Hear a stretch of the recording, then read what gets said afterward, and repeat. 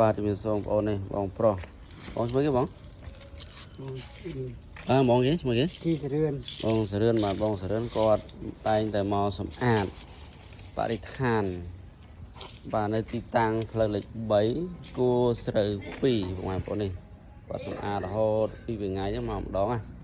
នេះសម្អាតមុខបរិស្ថានផ្ទះបងប្អូនផ្ទាល់តែម្ដងណាអញ្ចឹងនេះឡាន5គាត់អត់តមកយកប៉ុន្តែគាត់មកបោសរើសសម្រាមបោសសម្រាមប្រភេទស្លឹកឈើស្លឹកស្វាយស្លឹកអីចឹងបងប្អូនបាទហើយយើងចិត្តតែជូនថវិកាគាត់បន្តិចបន្តួចទៅតាមទឹកចិត្តហើយការថតវីដេអូហ្នឹងមិនមែនជាការបង្ហាញពីគេហៅថាអួតឬក៏ចង់បានគុណស្រ័យអីទេគ្រាន់តែយើងចង់បង្ហាញអំពីបរិស្ថានគឺសំខាន់ខ្លាំងណាស់បាទសូម្បីតែស្លឹកឈើតូចតូចដែល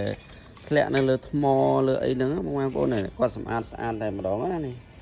បាទនេះគាត់មកសម្អាតស្អាតហើយយើងជួយបោះគាត់ចឹងទៅគាត់ថាទូនទីគាត់គឺគាត់កាន់តំបន់0ផ្លូវ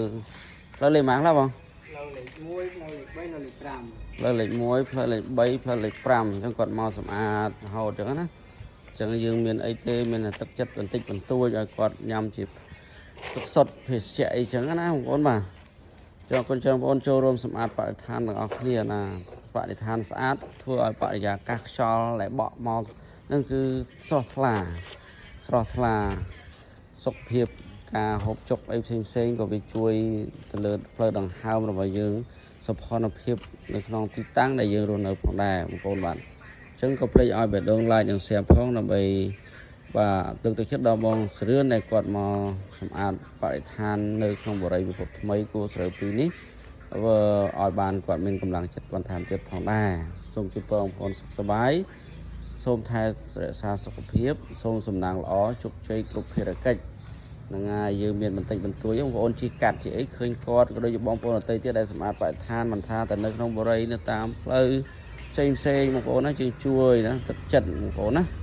បាទសុខភាពល្អគឺជាទ្រព្យសម្បត្តិដ៏ប្រសើរសម្រាប់មនុស្ស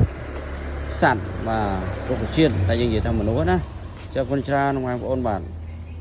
ចុះបងសរុបសម្រាប់មកប៉ុន្មានបងមកមិន10បងមកមិន10បងប្អូននេះគាត់ទៀតមកមិន10គាត់សម្រាប់ហើយចឹងបងប្អូនហើយដល់ថ្ងៃណាបងមកសម្រាប់ទៀតខ្ញុំ2ថ្ងៃមកម្ដងបាទថ្ងៃមកម្ដងបងប្អូនបាទអញ្ចឹង2ថ្ងៃទៀតជួបបងសរឿនទៀតណាជូនតិចតួចគាត់ចឹងណាប៉ុន្តែបងសរឿនសុខសប្បាយណាគាត់វីដេអូនេះឲ្យបងប្អូនអតីយ៉ាងឃើញណាយកគំរូតាមបងសរឿនបាទគាត់គឺថាទៀងតរបងប្អូនព្រឹករំឡើងគឺថាឲ្យតែ2ថ្ងៃចឹងណាមកម្ដងណាគឺថាមកសម្អាតតែស្មៅតែកតិចកំទីស្វាយអីតិចតួចគឺអត់បានទេបងសរឿនសម្អាតតតិចតែម្ដងជួនកាលនេះដើមស្វាយនេះបងប្អូនធ្លាក់ផ្លែធ្លាក់អីមកចឹងណាទុំបាទខ្ញុំជួយសម្អាតដែរចឹងណាប៉ុន្តែគាត់ថាបងសរឿនគាត់